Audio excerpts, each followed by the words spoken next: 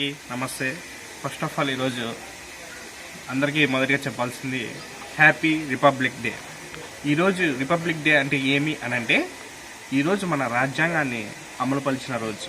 మనకి 1947లో ఇండిపెండెన్స్ వచ్చినప్పటికీ మనము బ్రిటిష్ రూల్స్ అనేవి ఫాలో అవుతూ ఉంటుంది.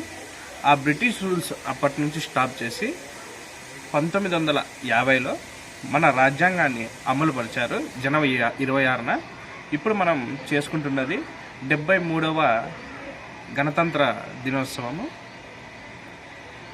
ఈ రిపబ్లిక్ డే ప్రతి ఒక్కరు జరుపుకొని యాజ్ ఏ ఇండియన్గా మన